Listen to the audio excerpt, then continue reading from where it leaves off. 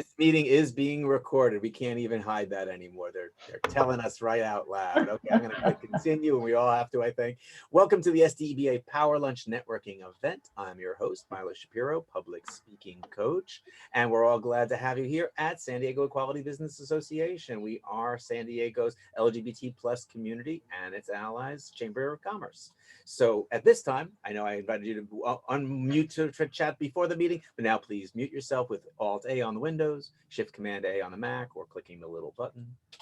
Welcome to our June event, and as we all know, June is in this group is especially important because it's National Camping Month. No, that's not the reason. Of course, even though I didn't know it was Donald Duck Day until I found this page.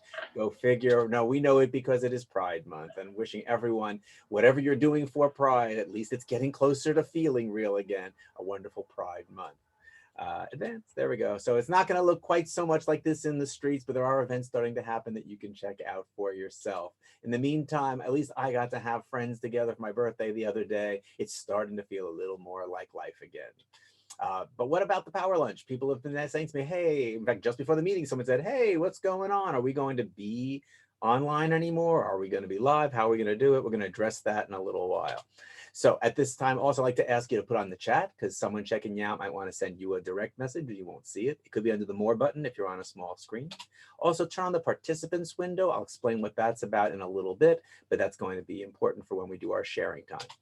This is being recorded, so we're going to be putting this on YouTube for members who can't make it. We get about as many people who watch us after the fact, sometimes more, as we do during the live thing when we put it on our Facebook page. So just be aware that that's the case.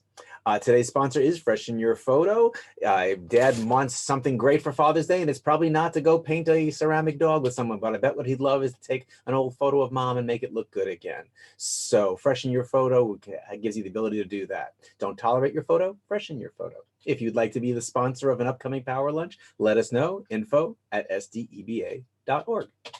Helping us out today, we have Jeremy Wilson. Brenda couldn't make it at the last minute. She had something come up. So CJ's going to be covering her duties. Todd Kazin, I think, will be joining us. I see Dorian. Garrison's sometimes here. And CJ is running the controls as ever. Thank you so much, CJ, for being back there and taking that pressure off of me. Upstairs, our board. Our board is, we had a few of them popping in there beforehand. This is our board who work really hard to keep things going for us all year long. So much behind the scenes work. We want to send them a thank you for all of their efforts, especially Bridget, our newest member. Come on, advance. There we go. This is our mission statement. I've asked Barbara Eldridge if she'd be willing to read it for us. Yes, thank you. What does SDEBA stand for?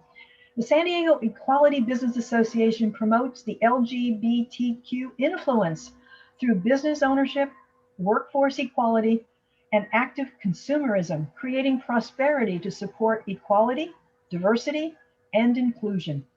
Especially this month, that's so important to keep in mind. Thanks so much, Barbara. So if you are a member of SDEBA, there's a bunch of features you get listed on our website every month. Lacey, I got to replace that one of these days. Lacey gets a free plug every time I do this. But this is the kind of thing that you get as a member, that you have a profile out there. And if people want to work within the community, they can come to our page and search by topic or search by name to find things like that, where they know who they can work with. Also, our app allows us to be connected and get to know about events. Very easy to take advantage of when you've got that as a member. Other features are educational sessions, social events, the job board, advertising and posting opportunities. I got to take advantage of that posting opportunity more. I know it's out there and I forget to do it. Free membership in a BNG. We'll talk about that in a bit. The right to use the SDEBA logo in your materials so people know that you support what we stand for. And of course, our mixers. And we're going to be getting back to them. They're going to start being times we can all come together. But right now, and right now we're starting to get into places like that. That's Gossip Grill, what it looked like and what it's going to be looking like again really soon. So as for the networking event that you're at right now, which is obviously online, we've talked about it, and at least for the time being, we're going to work in a hybrid model. We're going to start offering live mixers so people can get together and share food and laughter and hugs. But for content, sometimes it's really nice to be online, to be able to pop in an hour later, pop out, not have to search for parking, not have to make time for more than that in your day. And it allows us to get speakers who are not here. So we're going to do both models and see what happens with that. We've never come out of a pandemic before, so we don't know what people are going to want to do. So we're going to see. But we already have a speaker for July, and we're going to keep moving from there. And so I will continue to have these kind of meetings as well. What is today about? It's to give you a chance to share what you offer to a larger section of the SDEBA community by sharing. It's a chance for you to learn what others offer in case you can help promote them. We provide education in various areas to our members through the Power Lunch, and it helps grow the SDEBA family because it's a fun thing to invite people to. What this isn't is exclusive by industry. You might be doing something that someone else on the call does, and for today, that's okay. We're not here to single out one particular industry type per person. It's not a chance to learn intimately about each other. We're going to get 30 seconds in, but we invite you to send each other a note in the chat or to follow up through the website and learn about each other in a one-on-one. It's not a replacement for those BNGs, the business networking groups. This is where we really intimately get to know each other's businesses with the same people week after week, and we take turns giving presentations. So there's only going to be one person, and in each industry, I'm going to know that realtor really well. I'm going to know that insurance agent really well. And it's made it possible for me to send tips to them more easily because I can really recommend them knowing them well. That's what those are about. It's not a commitment like that happened earlier today with our timer. If something big comes up in business, that's where you should be. But anytime you're free on that second Wednesday of the month, we hope you'll join us.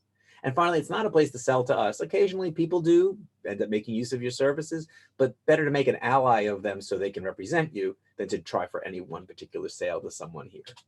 Who do we welcome? SDEBA members, of course, but all guests who want to be here. We're going to be allowing the Power Lunches to be free to non-members through at least September, maybe beyond, we'll decide, but at least through September, we're doing that. Our meeting format is this opening is happening right now. We'll have our member introductions. We'll have our guest interview with Leon Powell. We'll talk about upcoming events and announcements, and then we'll have our official closing at 1 o'clock. Sometimes we have extended Q&A, but Leon is nice enough to be here today with a meeting immediately after that, so we're not going to have the extended Q&A today. Well, how will you know it's your turn to speak? We're going to be using that participants window. We're going to work our way down it alphabetically by first name.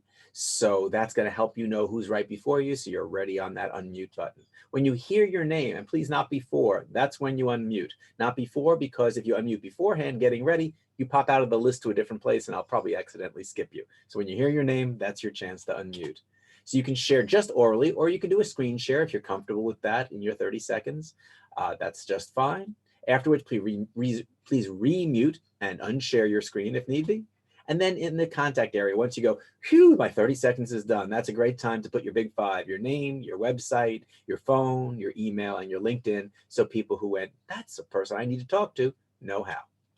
Keeping us on time today, we normally have our regular timer, but since she couldn't be here today, sorry, there's Brenda down there, but Brenda's going to be CJ today. And CJ, our timing will be to hold up a little 20-second card. Oh, do you have a card color of any sort, or are we going to have to go with an alternate? No, I can find those cards if you want, but what I was planning to do is make numbers magically appear over my head. So. Oh, there we go. So at 20, you can watch those numbers. You won't have that 20-second wrap up or the 25. You'll just see the numbers showing up. But if you're not watching him up in the corner, like, oh, look at that. That's very clever. If you're not watching him, then he was bound to just say thank you at 30 seconds to give you a chance to know that you should have wrapped up at that point.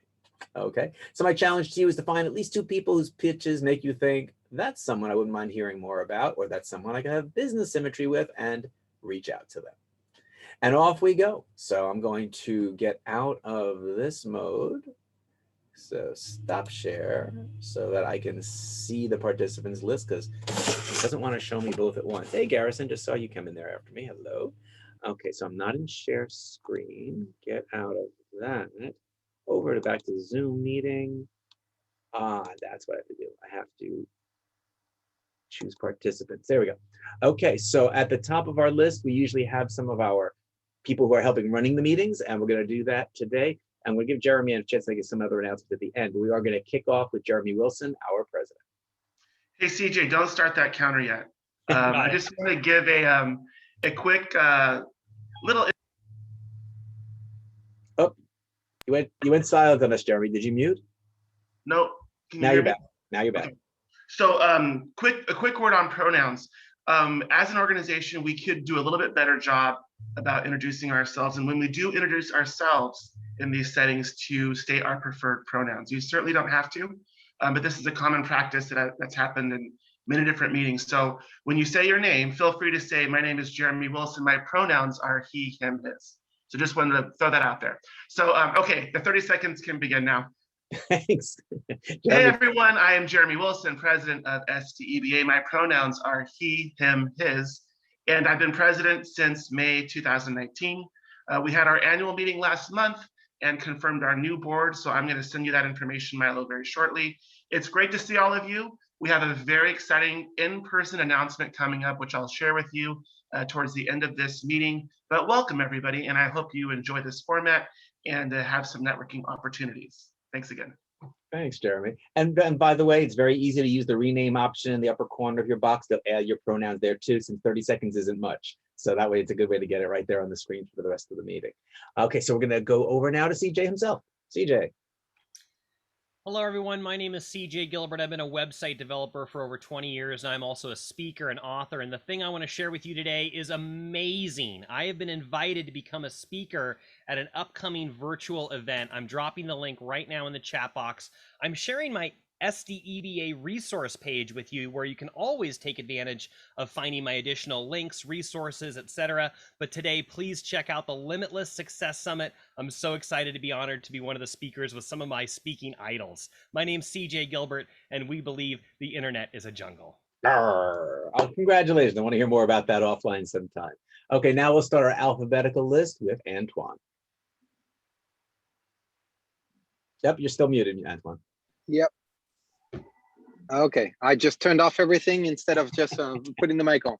Hi guys, I'm Antoine. I am a portrait photographer located in La Mesa. I specialize in character portraits, meaning that these are not your typical portraits. These are absolutely focused on your personality. They're customized for you. And yeah, that's pretty much what I do. All right, thank you. Thank you. Don't forget to put your information there, because I want to see what these characters look like. That sounds really Will do. Attorney Georgine Brave, go ahead and unmute and share with us. You're still muted. Yep, you still are. Alt-A if you're on a Windows computer. There you go. Hi, everybody. I'm Georgine Brave. I'm a family law attorney in San Diego for 37 years. I offer free telephone and email consultation for anyone thinking about divorce, going through a divorce, wanting to know what the process is, what the procedure is. Someone made this for me, and I love it, if you could see it. And lastly, I have a question for you. Why don't sharks bite attorneys? Why? Answer is professional courtesy. Thank you, And my Georgie. information, I have to leave early today, but my information will be in the chat room. Thanks for listening. Thank you for all you do. Next up, I see Barbara Eldridge. Good afternoon. I'm Barbara Eldridge. I'm founder and coordinator of MindMasters. We are a support system for the small business owner. So a lot of service business owners have had to be secluded at home, and we offer the kind of support that they need to stay focused, for accountability, but of course, mostly to make sure they accomplish their goals. We have weekly meetings that right now we're doing on Zoom. I have one that is now meeting in person, so I will put my information down. We invite people to visit us a couple of times. Please do. Wonderful. Thanks for that. Next up, I see Kara. Still muted. There you go. Hello. So we do insurance lines, all lines, but although the market's kind of volatile right now, I've noticed the rates are kind of increasing everywhere, and just kind of putting the information out there that we're still very competitive with the companies that we represent. And the service that I provide is like above and beyond. I work on the weekends and it comes right to my phone. So I'm there for you if you need help. Thank you. Thank you, Kara. Next, I see Dorian Brewer from State Farm. There you go. Afternoon, everybody. So yeah, Milo said where I'm from, Dorian Brewer, State Farm Insurance. So let me see, I want to be a resource to everyone, whether you have insurance with me or not. Fun thing is State Farm has a diversity initiative going on this year for the LGBTQ community specifically, and I was chosen as a representative for California. So search me on YouTube, Twitter, Instagram, and you're going to find my story on why it's important and why allies are important to making everyone understand. My pronouns are he, him, his. I am also the newly elected vice president of the SDEBA board. Thank you. Bye. Thank you for your service. Okay, alphabetically, there's a big jump here from the D's down to the G's. We're going to Garrison Fletcher. Hi, everybody. I'm Garrison Fletcher. My company is Apex Typing Graphics. I know visuals are helpful, so let me give you a before and after logo I did for a client at Jim and Coronado, actually. Changed over and helped them with their Wix site, cleaned it up a little bit for them, signage for along their building, and then the signage on their building so you can see the before and afters. I love to create marketing materials, flyers, ads, been doing it for 30 years, background in psychology. My philosophy is I don't care if you did it yourself, as long as it doesn't look like you did it yourself. Thank you. Thank you. And I know you're willing to do it all. You don't have to do it yourself either. The next person up I have is Jamie Daniels. Hi, I'm Jamie Daniels. My preferred pronouns are she, her, hers. I'm with Daniels Property Management, and we're a full service property management company that's been family owned for over 40 years. We've got 40 years of experience with super advanced technology that we use primarily for single family homes and condos that we manage as if they were our own. Services are focused in addition to guiding owners with their financial decision making to make sure that your income property is just that, income producing. Thank you. Thanks. Oh, sorry. I thought that was it. Carol, if I cut you off to add something. No, okay. Next up, I see Jennifer Lloyd. Hi, I'm Jennifer Lloyd, she, her. Me and my business partner, Jody Mitchell, he, him, have co-founded San Diego's newest LGBT-owned and queer-focused ad agency, Black Hat Strategy and Design. Using nimble strategy, innovative marketing, impactful design, we can position your company, your business to the LGBT community or your clients so you can drive growth. Come out and meet us at our in-person launch party on July 9th at Urban Mo's. We're benefiting Being Alive. It starts at 7:30 and we'll send out information about that later on.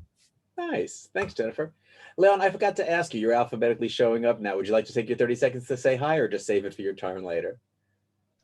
I can say hi real quick. Okay. Hi, everybody. My name is Leon Powell. My pronouns are they, them, theirs, or any other gender neutral pronoun, and also he, him, his. I live in Albuquerque, New Mexico. I'm from Oaxaca, Mexico. I lived in the San Diego area for a while, so I've been all over the place. I work for the Transgender Resource Center of New Mexico, and I'm also a freelancer. I do a lot of different things: graphic design, illustration, translation, massage therapy. I'm a cat dad, and yeah, just a little glimpse of who I am. Thank you. Thanks. Next person I see up is Steve Chrissy. Oh, if you're staying awake at night wondering if you can qualify for a mortgage, well, rest easy. I'm here to answer all your mortgage questions. So let's get together over any questions or scenarios that you may have about yourself or your clients. I'm Steve Chrissy with MDC Financial Service Group. My pronouns are he, him, his, and I'm your full service mortgage provider, personal, professional, and proven. Thank you, Steve. And last, alphabetically, we have Sudi, AKA Rick. Hi, yes, I'm an author, writer. I have a book called Rainbow Relatives, which is on speaking to kids about LGBTQ families and friends. And I have a new song out that benefits Alzheimer's called What You Don't Remember. And I also have a book out called How Catering Sucked the Life Right Out of Me. So I love to write. And I also wrote a movie called Welcome on My Pradas that had Tom Arnold and Dee Wallace in it. So whatever idea comes to me, I just write it and have fun with it. Glad to have you with us, Sudi. And that wraps up our alphabetical list. So we are going to switch gears over now to our, let's see, is there anything on my PowerPoint before I introduce my guest? Hang on one second. It is a little hard to go back and forth and do all the jobs. So give me just a moment. Oh yeah, my turn. I knew there was something else there. But we're going to cut back over to Jeremy for a moment to make an announcement while I get set up. That's what that was supposed to be. Jeremy? Sure. Do you want me to talk about BNGs or everything? Whatever you have left to say. Okay. So our business networking groups are Specialized groups, we've been meeting virtually. We're going to start meeting in person as the groups are able and as we find meeting space. So with the BNG, it's one individual that represents each profession. So there's only going to be one banker. There's only going to be one lawyer. Sometimes in larger groups, categories will be split, like commercial insurance versus consumer insurance. But they're a great resource. It's included with membership. If you've ever heard of LATIP or BNI, those are very aggressive, very expensive groups, and ours is a much more cost-effective way. Plus, you're supporting the LGBTQ and allied community. The other big announcement I'd like to make, and please write this down or wait for the email blast. It's coming out by the end of this week. I'm so beyond ecstatic to announce that we have our Pride Mixer in person and it's returning. So our last live event was the middle of January 2020. So 19 months later, it will be again at Inside Out on Tuesday, July 13, from 5:30 to 7:30 p.m. SDEBA Pride Mixer at Inside Out, presented by our friends at US Bank. So more to come, but we have over a month. You'll get all the details soon. So excited to have that information to share with you. I'm also so excited that we're planning all sorts of in-person events for the remainder of the year, including a return to the Hotel Del Coronado on the Windsor lawn. We're planning our SDEBA 2021 Business Awards at a venue to be determined, our in-person new member mixers, our in-person diversity lunches. So very excited to get back to collaborating and seeing all of your beautiful, wonderful faces again. Thanks. Terrific. And if you haven't been to Inside Out yet, it's become one of my favorite places in town. It's literally you go in and you go out again. It's inside from on the outside. So it's a neat space. So I'm glad to be supporting them. Thanks for that, Jeremy. All right, back to sharing screen for, let's see, so PowerPoint. No, got to go into share mode and back, share screen. Sorry, try again. Share screen, there it is. So this is Sue, and Sue goes off on tangents whenever she has reason to speak. She kind of tends to go all over the place. By comparison, this is Pete, and Pete doesn't go off on tangents, but he's bland and bored when he's speaking. So their boss sends them both to a public speaking class, but their issues are completely different. So why would a class be the right solution to them? And the answer is it's not. As a public speaking coach, I help people in the area they need to grow in. So if they need to be better organized, that's where we'll focus. If they need to be more lively and entertaining, that's where we'll focus. Humor or balancing stories and data more effectively, getting to the point, whatever they need, I help people to get there, to be more prepared, polished, and powerful every time they speak. Before we get to our guest, Leon and Powell, I did say in the note that went out to all of you, may not have read the second one, that we were supposed to have had two guests initially, but Ashley T. Brundage was supposed to be our other guest. As we got to talking, we realized that what they were going to be covering was so much more different than I realized. It wasn't just two perspectives, it was two different sets of topics they wanted to cover, and it just made sense to give them each their own day rather than try and go back and forth with two very different sets of things going on. So Ashley, I'm going to announce again later on another slide, but she will be with us in July. When I created the PowerPoint, I didn't know that yet. Found out only a few hours ago for sure. So that's exciting. And now our guest. So that's supposed to be my reminder to turn off sharing so that they can share. And we're going to head over to, it's always a challenge for me, but I'm getting better. At least I remember to do it now. So heading over to Leon, I'm going to read the introduction while they get ready with their PowerPoint. Leon M. Powell uses their life experience as a queer, binational, transmasculine, and non-binary person in combination with comprehensive training and service to inform their work as a trainer for the Transgender Resource Center of New Mexico. Leon also freelances as a graphic designer, illustrator, Spanish language translator, and massage therapist, as they mentioned. Leon loves living in New Mexico, but misses the food and enormous trees of their homeland, Oaxaca, Mexico. They come to us today to help us open our hearts and minds to the challenges, opportunities, and gifts of inclusion of trans people in our lives. Leon, welcome to the program. Thank you, Milo. And I don't actually have a PowerPoint prepared. Oh, okay. I guess I was thinking you did because of the one that I had seen. So this is fine too. No PowerPoint is nice sometimes too.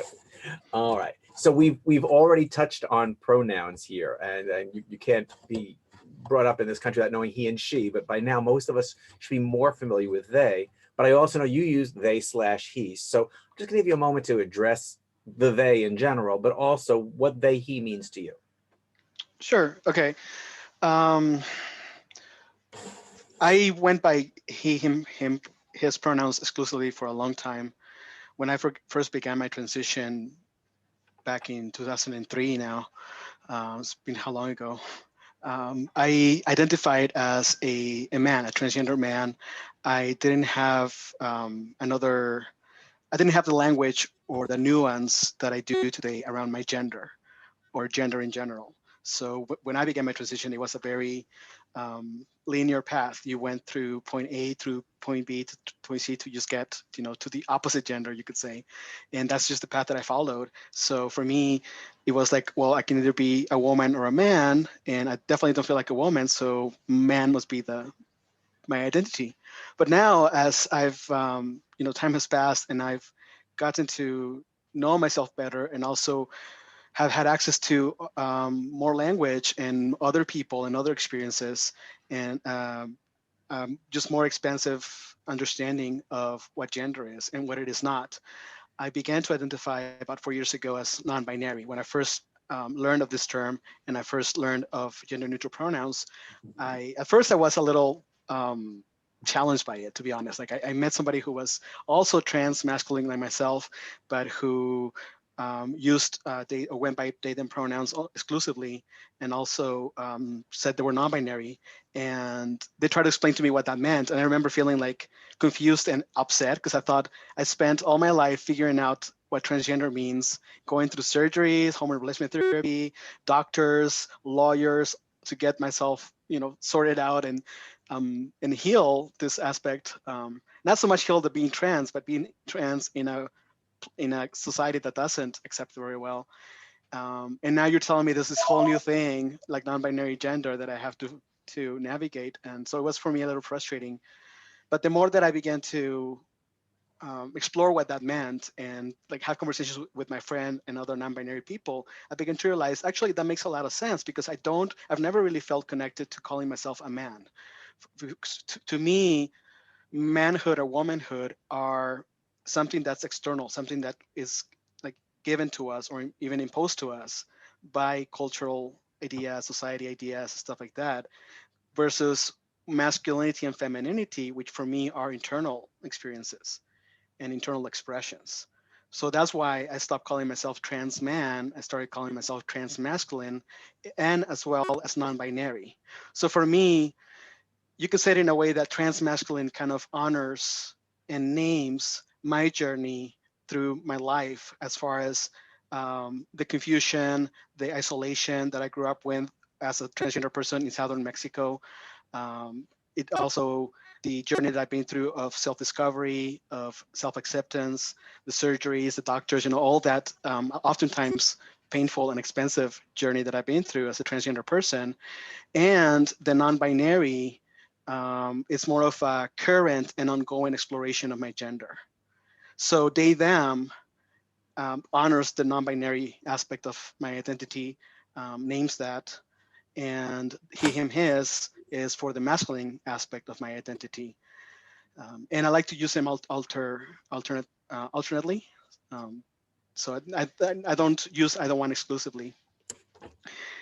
So that kind of is the long explanation of why both sets of pronouns in my case.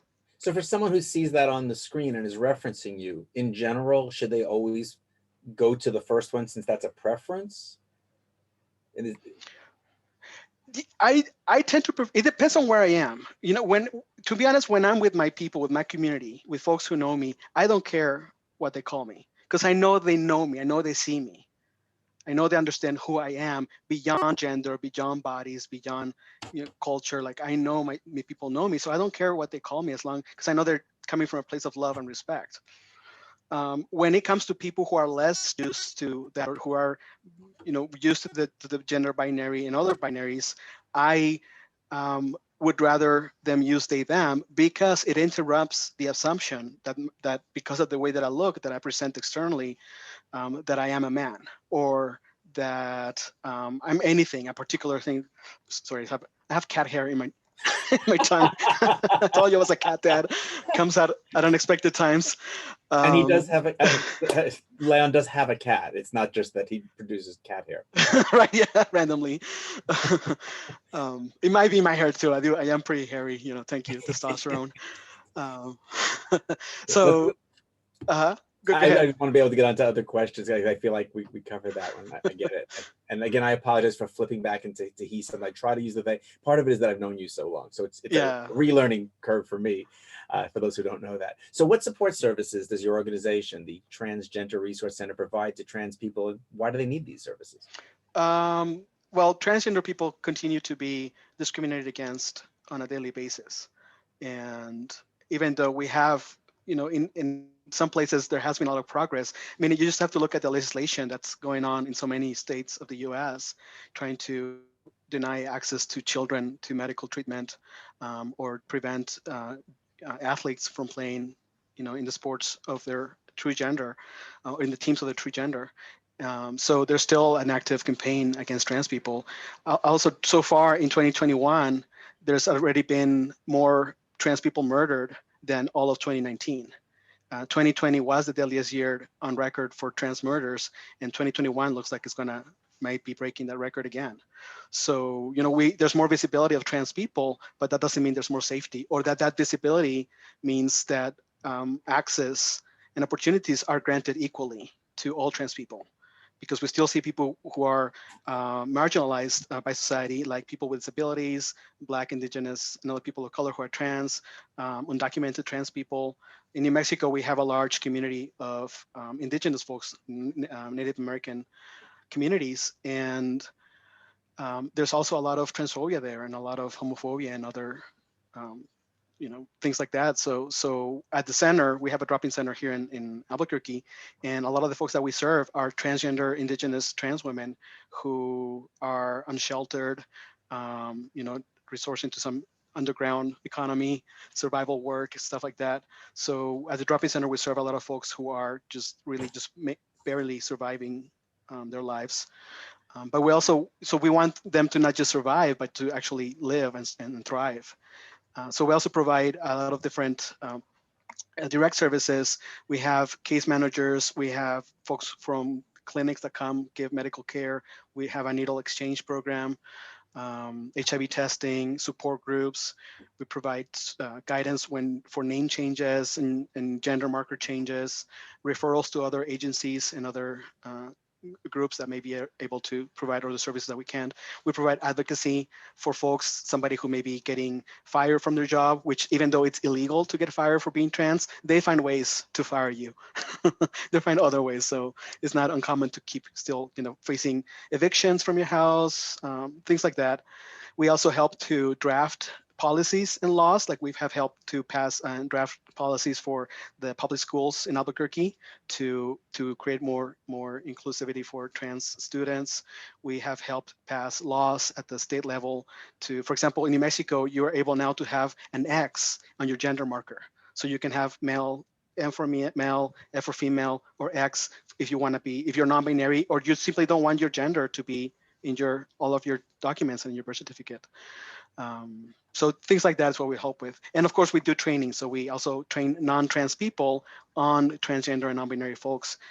So we train hospitals, faith communities, we train the fire department, the correctional departments, all kinds of, whoever invites us, we come train. Cool. A lot of stuff going on there. That's great. I know you began your transition in 2003, and you said society accepted you better than some other trans people. I'd love for you to address that. Why do you think that is? So, well, it depends. You know, identity is always relational. We're never just one thing. I mean, we are in relationship to others. Like in some places, as a Mexican person, I call crossing the border, going through the toaster, because I'm white in Mexico and then I come out brown on this side. You know, so my identity, even my racial identity, you could say, is relational, is contextual. My gender is contextual. So as transitioning from a you could say, female's identity to a male identity by society's standards, I gain credibility, I gain authority, I gain the right to take up space, to talk over people, to be right about things, to demand things. You know, like sexism is real, and the patriarchy is real. So if people don't know that I'm trans, I definitely have all those privileges. Once people know that I'm trans, that may change. In some spaces, that may actually be worse for me. So it's just relational and contextual. I remember something you told me that when we first met, that one of the biggest surprises internally when you changed was not feeling welcomed into circles of women anymore. That suddenly the other.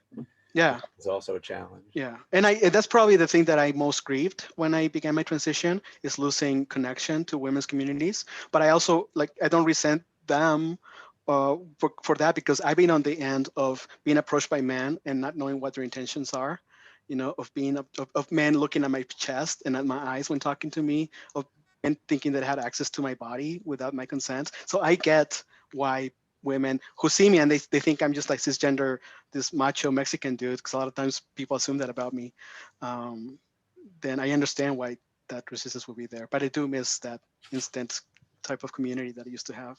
Great. In the video that I watched, because he has a 2-hour video, that they have a 2-hour video that I watched to try and get myself more familiar with the material. And you talk about 4 different aspects of a person's sexuality or identity: sex, gender, gender expression, and sexual orientation. I'd love for you to address how you differentiate between those and what they each mean. So in a nutshell, there's a lot of confusion around all those 4 aspects being the same thing. People often think that your biological sex is the same thing as your gender, or that based on your biological sex is who you're supposed to be attracted to, right? And I think as people on the LGBT spectrum, we know that that's not true. But there's still a lot of confusion around gender. So sex is just talking about your biological sex, it includes your genitals, which is what doctors use to determine if a baby is male or female.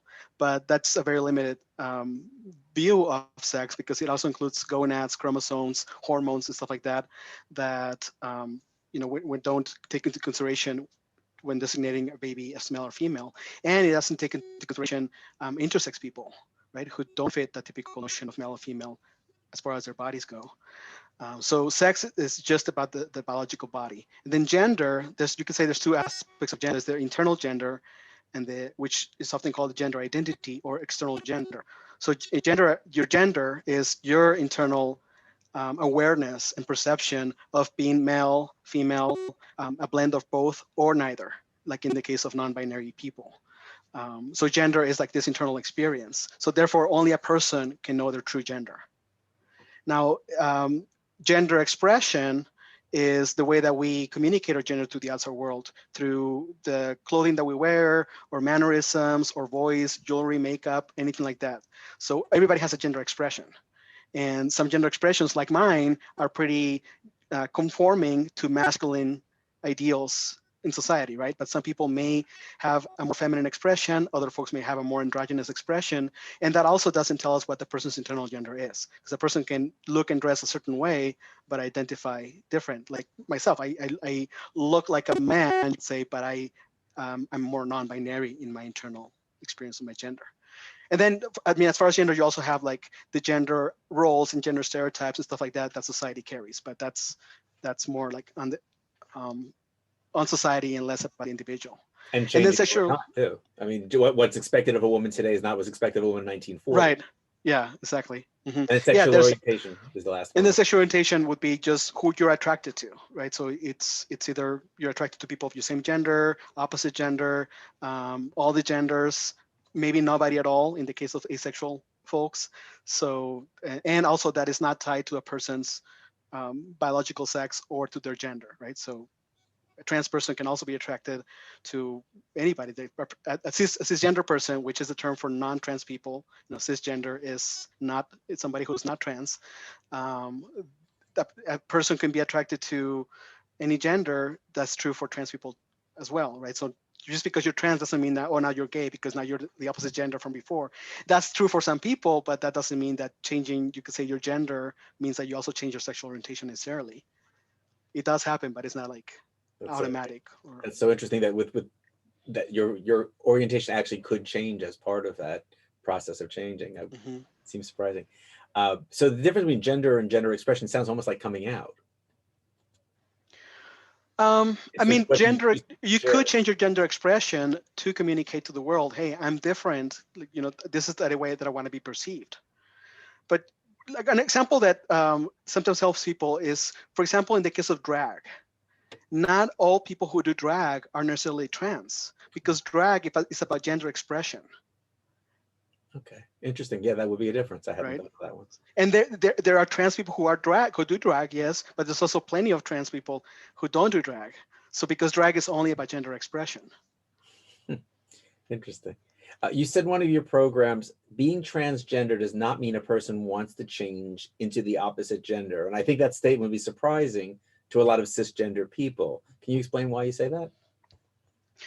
Well, when we're talking about the gender binary, right? There's definitely transgender people who feel like, you know, I was labeled female at birth, but I never felt like a female. You know, I never felt like a girl. I never identified with being a woman.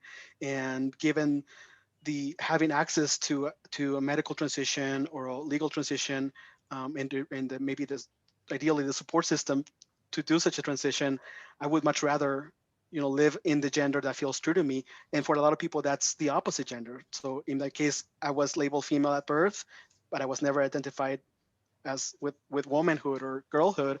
And as soon as I knew I had a choice about it and options, I decided to transition. And at the time, as I mentioned before, it wasn't to the opposite, because that's all I had. Like, I think there was no such thing as non-binary. There was, and I don't know if people know much about transitioning, but back in the time, you had what is called the Harry Benjamin Standards of Care. So this doctor, Benjamin, set out this list that, for example, a person had to live an entire year in their true gender before being able to access hormone replacement therapy or any other medical transition. And that was supposed to be so that the person really made sure that's really what I wanted. But the thing is, many folks, that could be dangerous for many people, especially transgender women who don't often blend in as easily, you know, in society, because just the way that body characteristics show up when a body goes through a testosterone-based puberty, right? There's your body changes in ways that you can't avoid, you can help. So many, and unfortunately, again, we live in a very sexist, misogynistic society. Transgender women tend to bear the brunt of the violence and discrimination against transgender folks in general. So I'm getting a little off topic, but going back, so many people do feel like they are the opposite gender. That's true for many folks. So you can say there's many of transgender people who are binary, and that's why they transition into the opposite. But there's also many trans people who are not necessarily binary, who feel like, I know I'm not a woman, but I'm also not a man. You know, I know I'm not a man, but that doesn't necessarily mean that I'm a woman, or that I want breasts, or that I want to wear dresses. I just don't feel like I am a man or a woman as specified by society or my family or religion or whatever other norms are defining that person's gender.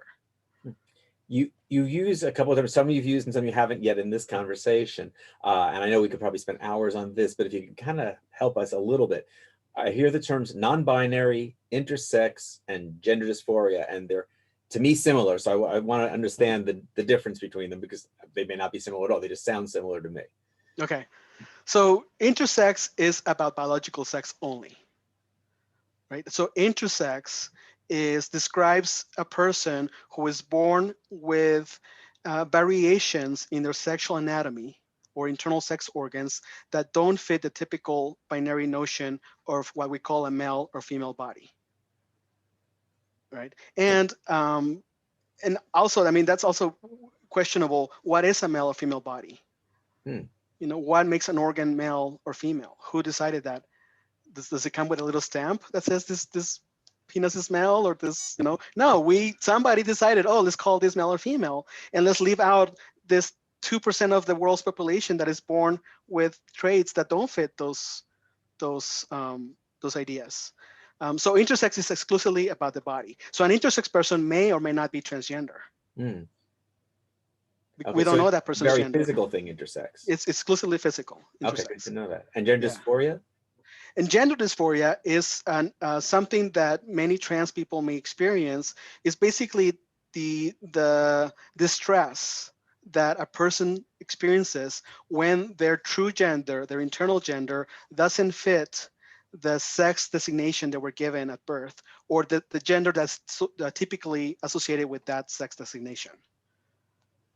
Okay. For example, in my case, and that gender dysphoria can manifest in different ways. It can be about the body, like a person can feel extreme aversion or disconnection to their body, which is something that I did experience. Some people may experience on a more social level, like they may feel fine about their body, but they're always getting sir or ma'amed. And it's like, I'm not a sir and I'm not a ma'am. Or you're making assumptions about being a sir or ma'am just because of the way that my body looks. Like people assume if somebody has breasts, they must be a woman, they must be a she, right? Maybe that person, just has gynecomastia, which is when folks have, breast tissue when not necessarily, you could say women, what we call biological men. And language is awkward. Like I'm always trying to step around language because I don't want to use the same language that we used to that keeps perpetuating the same ideas of binary, right? And keeps limiting our bodies. So I am myself challenged by language a lot of times and how to talk about bodies. But yeah, just basically that people make assumptions about people's bodies. Like if somebody has facial hair, oh, they must be a man. There's plenty of people who are women or non-man who have facial hair. Who decided that a beard is male or masculine? Who decided the breasts are female or feminine? So gender dysphoria, it's the easy definition that it's just this distress that a person feels when their gender doesn't match the gender that is suspected of them, whether because of their body, the way they look, or whatever it is. So, and that can be severe. Like people who are not able to access medical treatment if that's what they need, or just an accepting community, a support system, people can experience severe, like even suicidal ideation, self-harm, and stuff like that, because it's horrible to live in a body and identity that you know is not who you are. Is it true when you first met, I heard everything you said, but when you first said the thing about the miss versus sir, I thought to myself, well, but what if you want to politely address someone and you don't know who they are, or they drop something? I guess you could just say, excuse me. You don't have to reference a term. You can smile. A smile is great. I mean, of course, with masks. I was trying to get their attention though. Like, excuse me, sir, you know. But just to say excuse me is probably the easiest. Yeah, I mean, yeah, excuse me. With more awareness by adults, with exposure on television and access to the internet and the experiences of transgender people around us, what about for gender fluid and transgender teens and kids? Their experience, hopefully today, is not what it was 40 years ago. How do we create a safe space for kids to come into who they are in these ways? Well, there's a lot of ways to go about it, and it depends on, do you have kids in your life or not? I don't have children in my life. Like I don't have all my nieces and nephews are grown up. I don't have children of my own. But ways that I could do that is, for example, I mentioned earlier all the anti-trans legislation coming up. Show up for that. Write letters, make phone calls to your legislators and tell them, hey, this is not okay. I'm not okay with this.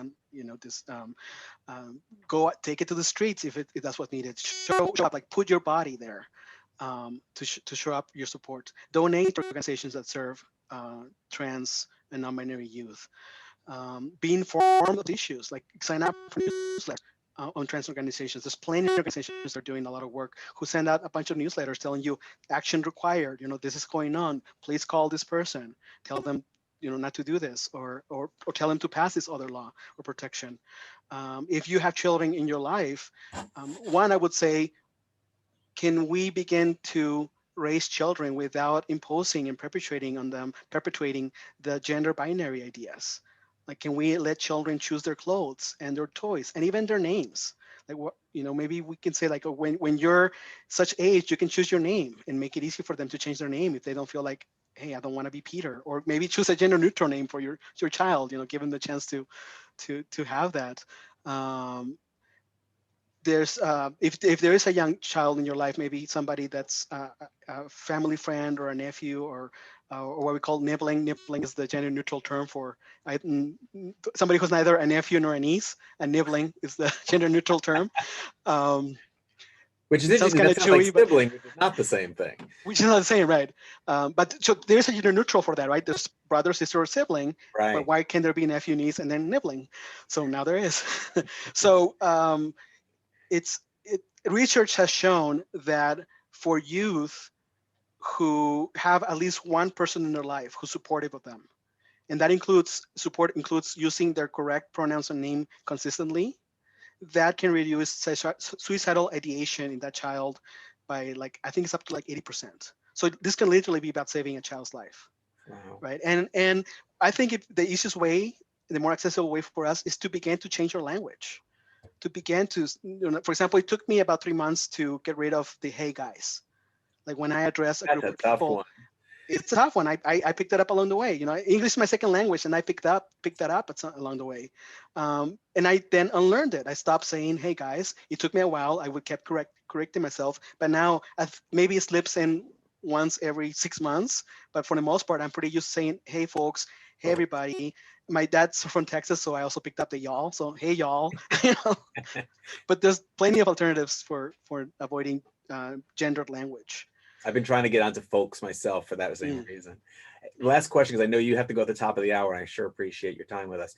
Much as when gays and lesbians deal with straight people, we cis folks need to learn through inquiry, but we also don't want to offend trans people in the process. So what are some good questions we can ask or shouldn't ask to be on the right side of that? I would say there's a lot of questions that are already answered. Like if you just go to YouTube, of course, there's the dark side of YouTube, so beware of the weird part in YouTube. But there's there's hundreds of trans and non-binary people posting videos about their transition, their experiences, asking questions. If you look for online for how to be a good ally to trans people, you're gonna find a bunch of guides. So it's just a matter of actually doing the legwork. A lot of that's already out there. And if you have a person in your life, one, I would say, why is that question important? Like, why is that relevant? Are you just curious about a trans person because it's the first person you just meet in your life and now you have to ask them all the questions? Like, is that really appropriate and comfortable way to meet a person?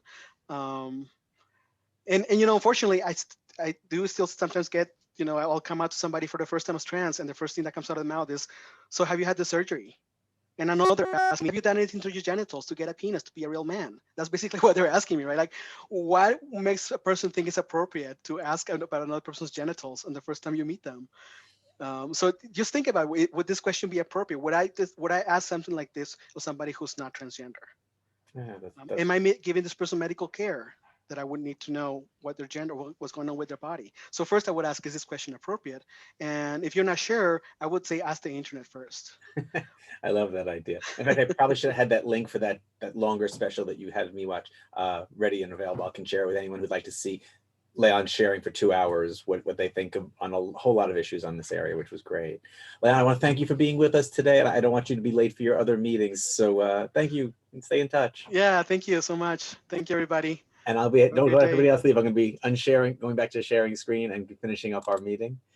Hey, Milo. Yes. Just 60 seconds, real quick. Go for it. You guys, it's everywhere, even with companies that are inclusive and as large as Disney. Think about when you sit down for the fireworks show. What do they say? Ladies and gentlemen, boys and girls, get ready for a spectacular, and on and on and on.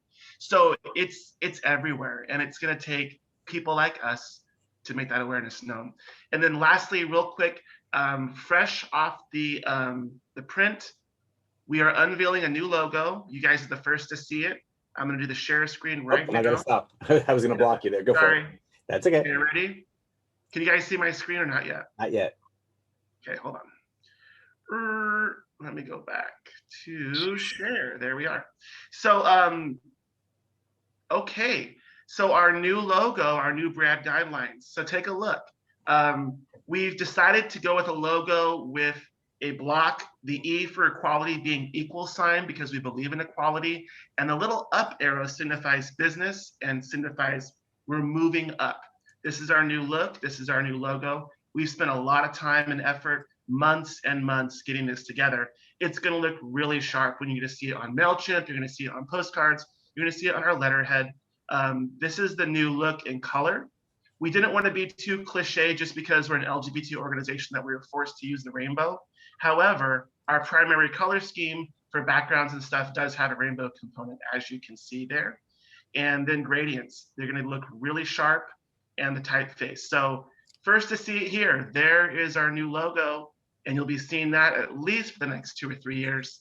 Thank you, Milo. Back to you. It looks great. And thank you for the time and effort that the board put into trying to move us into, we've already been in the 21st century, but into another part of it where we're a little more open. That's great. Heading back over here for our next power lunch. Hopefully everybody can see that. I'm going to get rid of the floating controls. There we go. So our next power lunch, not such a mystery anymore because I've already said it. We are going to be, come on you, there we go, including Ashley T. Brundage, who's going to be focusing on workplace equality, empowerment, inclusion, and leadership. Her book is a 4-step process of empowerment used to cultivate change.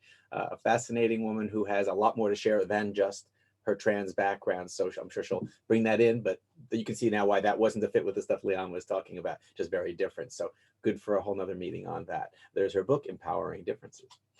Testimonials, we don't really have time for it right now. I just had Dorian there because it's always easy to give a testimonial for. His knowledge and his ability has helped me out many times in the insurance world. Follow us on Facebook at the regular Facebook thing, San Diego Equality Business Association, and on LinkedIn. The easiest way to get to that is with the tinyurl.com, LinkedIn SDEBA for that.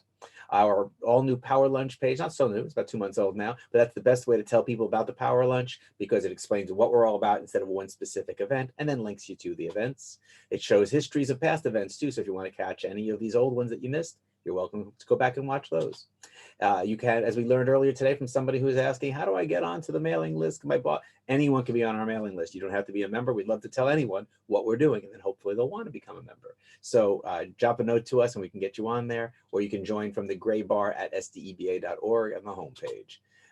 There is where you learn more about SDEBA, and if you want to become a member, talk to Dorian. He's our membership chair. Well, I don't know if he will be, as he's also vice president. We'll have to find out about that as things turn over. Please do save the chat if anything on the side there today was of interest to you on how to get to know somebody else in the meeting. It goes into that file listed at the bottom somewhere on your computer in a Zoom folder. We want to say thank you to the people. We always try to do a thank you of the month. Our thank you of the month is the people who helped found the reason we have Pride in the first place back in 1969 with the Stonewall revolution that happened then. So thank you for those people who put themselves out there, including the many trans people who were a part of that. Our final thought for today for Pride Month is that it says it's important that we cultivate a culture wherein hatred simply isn't tolerated. It isn't enough to simply not be transphobic. It's important to stand firmly and actively against transphobia, whether it's expressed by friends, parents, relatives, teachers, professors, governments. It's important that a cis person use that space of privilege to amplify our voices and stand by us as we fight for our rights. If you have any comments, you can send them to the organization at the top email address or to me, milo@miloshapiro.com. And that wraps up that. So I can stop sharing. If anyone wants to linger for a few minutes, we can. But with this, we officially stop the meeting. Jennifer, if you offered to answer any questions as well as trans things, that was over there on the side. So thanks so much. I sure appreciate that. I also didn't put my contact info in there. Contact is now there if anyone wants to reach me. And that wraps up. Oh, I sent it to Leon by mistake. To everyone in the meeting, try that again. There we go. All right, with that, we wrap our meeting and we can linger afterwards once we stop recording, but we'll see you in July for our meeting with Ashley T. Brundage. Thanks very much and have a great July and Pride Month. And we stop recording.